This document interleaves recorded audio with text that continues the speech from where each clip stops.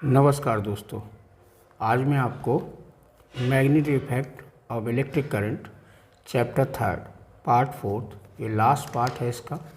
इसमें आपका जो लास्ट पार्ट में है वो मैं आपको बताऊंगा इलेक्ट्रोमैग्नेटिक इंडक्शन। देखिए, इलेक्ट्रोमैग्नेटिक इंडक्शन क्या है? The produce of electricity from magnetism is called electromagnetic induction. अगर हम इलेक्ट्रिसिटी प्रोड्यूस करते हैं मैग्नेटिज्म के द्वारा तो वो कहलाता है इलेक्ट्रोमैग्नेटिक इंडक्शन। दूसरा चीज़ है करंट प्रोड्यूस बाय मूविंग ये straight wire in a magnetic field. अगर करंट प्रोड्यूस हो रहा है, अगर किसी स्ट्रेट वायर को मैग्नेटिक फील्ड में मूव कराने से, तो ऐसे करंट को हम कहते हैं इंड्यूस करंट। ये कहलाता है इंड्यूस करंट। तीसरा पॉइंट है the process of electromagnetic induction has led to the construction of generator for producing electricity and power station. यानी कि जो जनरेटर है वो बेस्ड है प्रिंसिपल ऑफ इलेक्ट्रोमैग्नेटिक इंडक्शन पे। Galvanometer is instrument which can detect the presence of electric current in a circuit. Faraday and Henry made the following observation. 1831 में Faraday और Henry ने एक इलेक्ट्रोमैग्नेटिक इंडक्शन से कुछ ऑब्जर्व किया था उन्होंने अपने एक्सपेरिमेंट में। पहला उन्होंने बोला था, क्या ऑब्जर्वेशन है उनके? पहला ऑब्जर्वेशन था ये current is induce in coil when it's move related to fix magnet. अगर हम कॉइल को मूव करें, मैग्नेट को फिक्स कर दें, करंट प्रोड्यूस हो जाएगा। Current is also induce in a fix coil. Coil को अगर हम फिक्स कर दें, वैन ए मैग्नेट को मूव करें, तो रिलेटिव टू फिक्स कॉइल के साथ अगर मैग्नेट को मूव करें तो भी इंड्यूस करंट प्रोड्यूस हो रहा। तीसरा कंडीशन उन्होंने देखा था, no current is induce in a coil when the coil and magnet both are stationary related to one other. अगर दोनों को हम स्टेशनरी रखते हैं, कॉइल और मैग्नेट को, तो इंड्यूस करंट प्रोड्यूस नहीं हो रहा। पॉइंट था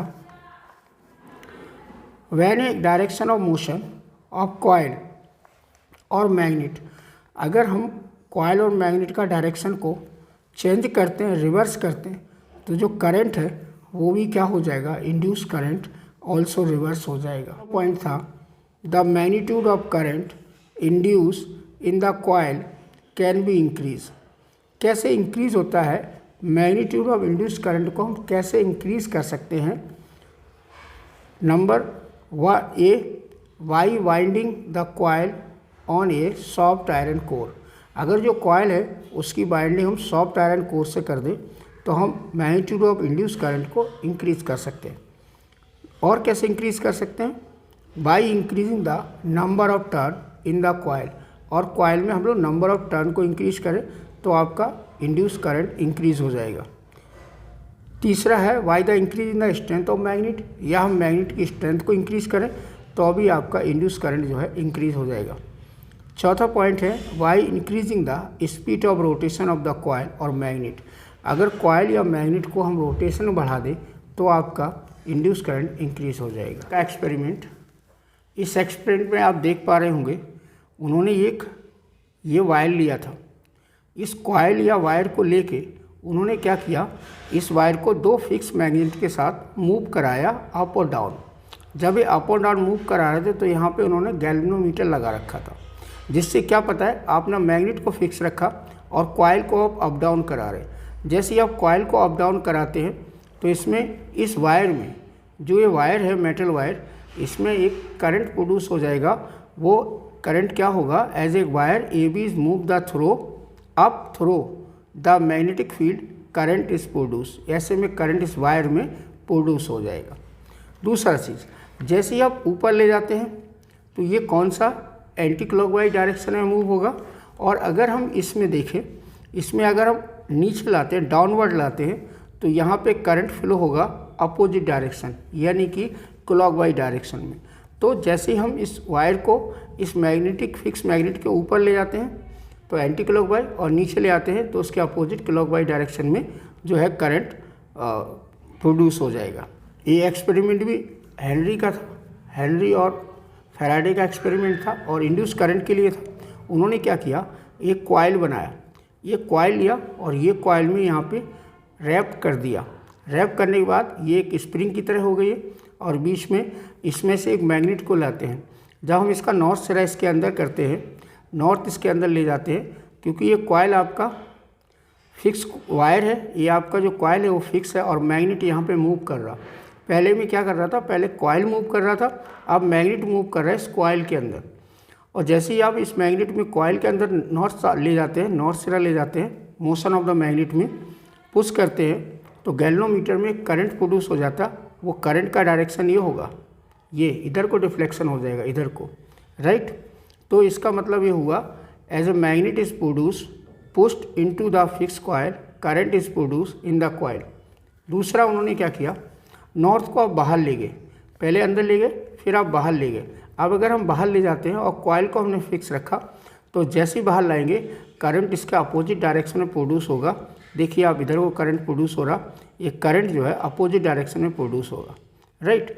तो अगर हम नॉर्थ को अंदर ले जाते हैं तो डायरेक्शन जो करंट है वो इस कॉइल में कैसा होगा, एंटी क्लॉकवाइज होगा, और अगर बाहर ले आते हैं तो क्लॉकवाइज डायरेक्शन में होगा।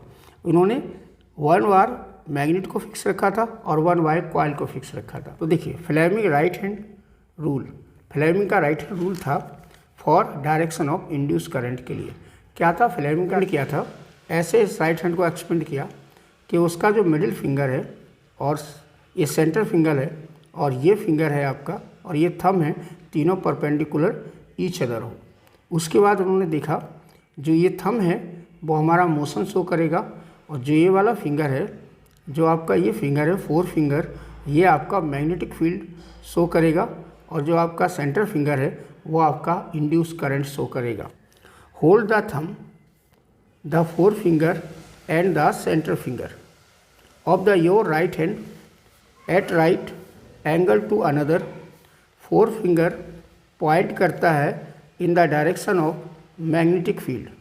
फोर फिंगर क्या डायरेक्शन करेगा, मैग्नेट फील्ड को करेगा, एंड थंब पॉइंट करता है direction of motion of conductor, ये कंडक्टर के मोशन को शो करेगा। Then the direction in which centre finger points gives the direction of induce current in the conductor. अगर आपको ये मेरा वीडियो पसंद आए तो लाइक और सब्सक्राइब करिए। Thank you.